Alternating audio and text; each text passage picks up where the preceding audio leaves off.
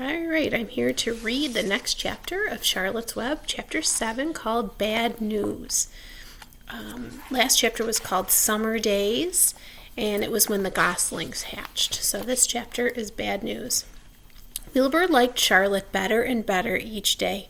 Her campaign against insects seemed sensible and useful. Hardly anyone around the farm had a good word to say for a fly. Flies spent their time pestering others. The cows hated them, the horses detested them, the sheep loathed them. Mr. and Mrs. Zuckerman were always complaining about them and putting up screens. Wilbur admired the way Charlotte managed. He was particularly glad that she always put her victim to sleep before eating it.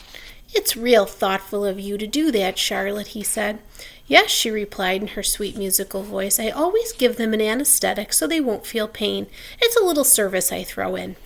As the days went by, Wilbur grew and grew. He ate 3 big meals a day.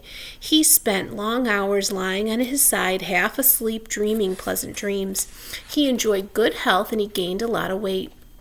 One afternoon, when Fern was sitting on her stool, the oldest sheep walked into the barn and stopped to pay a call to Wilbur. "Hello," she said. "Seems to me you're putting on weight." "Yes, I guess I am," replied Wilbur. At my age, it's a good idea to keep gaining." "Just the same, I don't envy you," said the old sheep. You know why they're fattening you up, don't you?" "No," replied Wilbur. "Well, I don't like to spread bad news," said the sheep, "but they're fattening you up because they're going to kill you, that's why." "They're going to what?" screamed Wilbur. Fern grew rigid on her stool. "Kill you, turn you into smoked bacon and ham," continued the old sheep. "Almost all young pigs get murdered by the farmer as soon as the cold weather sets in. It's a regular conspiracy around here to kill you at Christmas time. Everybody is in on the plot. Lurvy, Zuckerman, even John Arble." "Mr. Arble?" sobbed Wilbur. "Fern's father?" "Certainly. When a pig is to be butchered, everybody helps. I'm an old sheep, and I see the same thing, same old business, year after year." "Stop!" screamed Wilbur. "I don't want to die. Save me, somebody, save me." Fern was about to jump up when a voice was heard. "Be quiet, Wilbur," said Charlotte, who was listening to this awful conversation. So there's a picture of Wilbur crying when he heard the news from the old sheep who told him what the bad news is. "I can't be quiet," screamed Wilbur, racing up and down. "I don't want to be killed. I don't want to die. Is it true what the old sheep says, Charlotte? Is it true they're going to kill me when the cold weather comes?" "Well," said the spider, plucking thoughtfully at her web, "the old sheep has been around this barn a long time. She has seen many a spring pig come and go. If she says they plan to kill you, I'm sure it's true.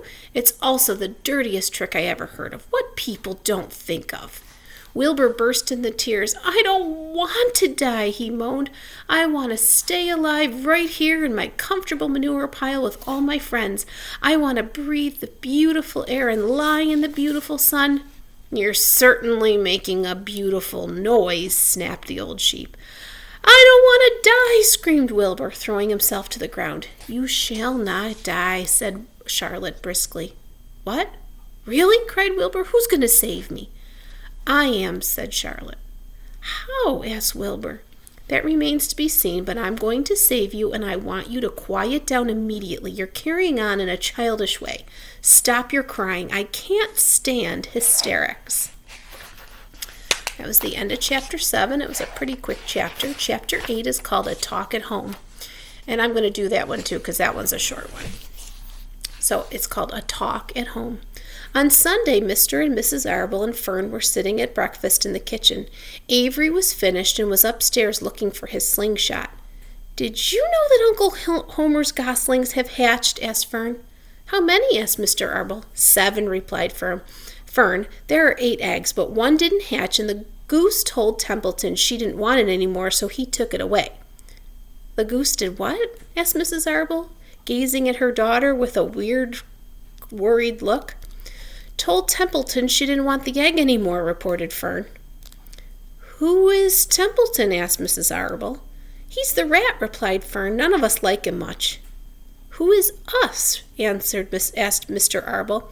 Oh, everyone in the barn cellar, Wilbur and the sheep and the lambs and the goose and the gander and the goslings and Charlotte and me. Charlotte? Said Mrs. Arble. Who's Charlotte? She's Wilbur's best friend. She's terribly clever. What does she look like? Asked Mrs. Arble. Well, said Fern thoughtfully, she has 8 legs. All spiders do, I guess.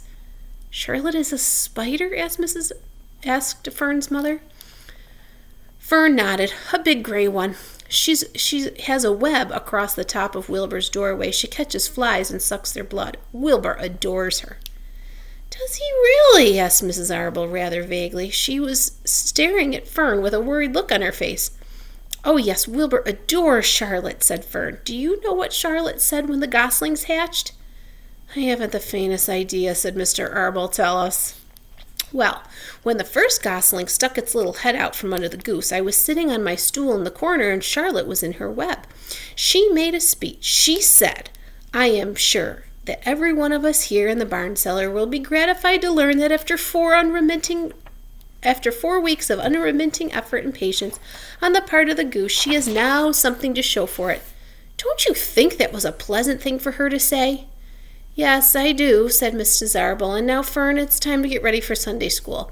And tell Avery to get ready. And this afternoon you can tell me more about what goes on in Uncle Homer's barn. Aren't you spending quite a lot of time there? You go there almost every afternoon, don't you? I like it there, replied Fern. She wiped her mouth and ran upstairs. After she left the room, Mrs. Arble spoke in a low voice to her husband.